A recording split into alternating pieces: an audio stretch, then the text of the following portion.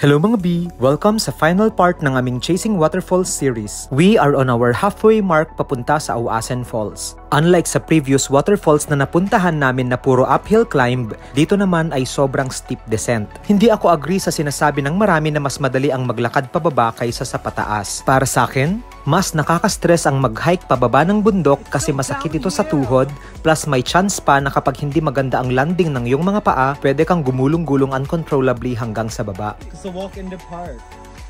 Literal. Buti na lang at nasa lilim kami ng mga puno habang nag-hike, kaya we can afford to be slow, steady and careful sa paglalakad. Better safe than sorry nga, di ba? Ayaw namin na may ma-injure sa amin.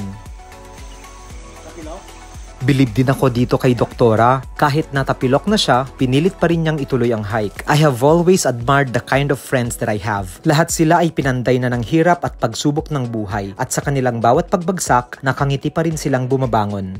Siguro nga, that's just the way life goes. Fortune favors the persistent. Kung hindi tinuloy ni Camille ang paglalakad, kung sumuko na agad siya sa unang aray, hindi niya siguro mararating ang lugar na to. Can we skip to the good part?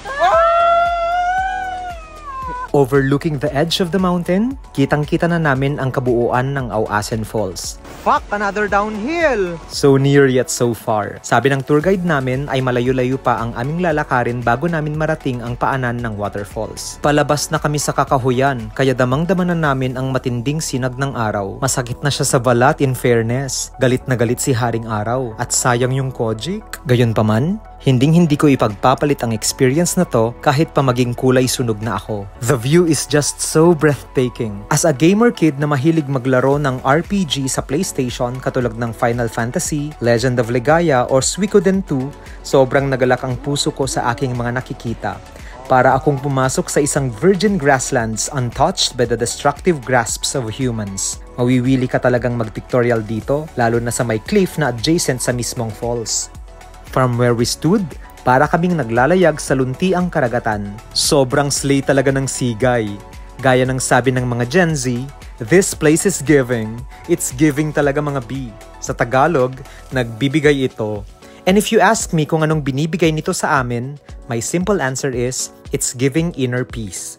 Away from the hustle and bustle of the city, malayo sa syudad kung saan may traffic pollution at corporate rat race, detached from the demands of our professional lives and stress from our chosen career, dito sa Sigay, we feel entirely at home. I never pegged myself to be a religious person, pero sa bawat pagbisita ko sa mga lugar kagaya nito, I feel myself inching closer and closer towards God. Nature has slowly become my church, and I, its believer, basking in the sun's glorious rays, inhaling the whispers of the morning air, and sharing this fleeting moment that will soon become a memory with my 3 soulmates. I cannot bring myself to stay afloat as I drown in gratitude. Hindi ko alam kung anong kabutihan ang nagawa ko sa aking mga past lives to deserve this, but I'm not complaining. Despite the fact na hindi ako mayaman sa mga material na bagay, I am happy with the kind of man that I am slowly becoming. Pagkababa namin sa may ilog, dahan-dahan kaming naglakad patungo sa talon. Malakas ang buga ng hangin galing sa waterfalls, at may kakaibang ginaw ang dala ng ihip ng hangin. Sinabihan kami ng aming guide to watch our steps kasi malumot at madulas daw ang daraanan. May mga kasama kaming turista na hindi sumabay sa aming lumapit sa plunge pool ng waterfall dahil contented na sila sa aesthetic pictures nila sa may cliff. Pero bilang mga pabibo kids, we opted not to take photos there kasi sayang yung oras kakahintay sa pila, lalo pa at medyo insensitive yung mga nakasabay namin sa may cliff at ayaw nilang makipag-take turns para mabigyan kami ng chance para mag-picture din doon. Di don't! Iba din talaga ang ganda ng view dito sa baba looking up. Standing near the waterfall, I felt enveloped by nature's raw power and serene beauty. Para akong pinapaliguan ng mamasamasang halik ni Inang Kalikasan. Mother Nature's beauty is intoxicating, and I am drunk in love.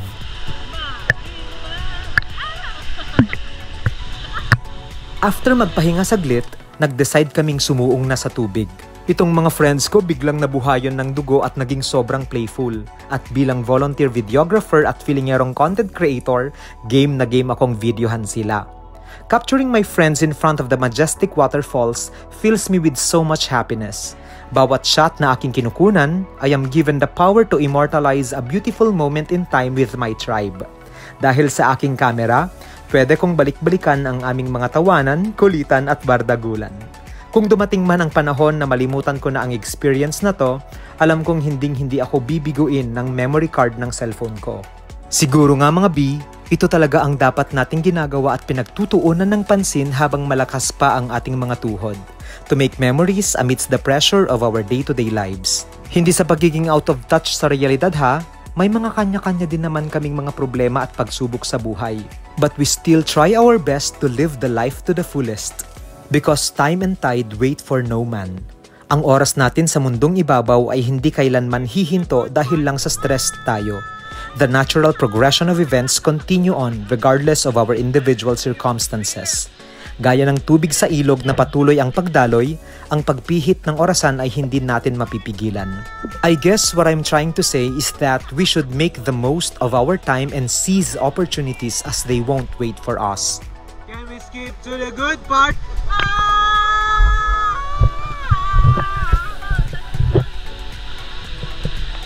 Oh, Melamal Pasmin! Bakit ba self? Dahil hindi namin ma-perfect ang take na yon, sumuko na kaming apat. It's either di lang kami marunong or hindi talaga bagay sa amin ang sumunod sa mga online trends. Medyo bittersweet ang last moments namin dito sa Auasen Falls kasi back to reality na ulit kami bukas. If only we can stay here for good. Pero kailangan naming bumalik sa trabaho para mag-ipon ulit for our next adventure. Father, are you proud of me?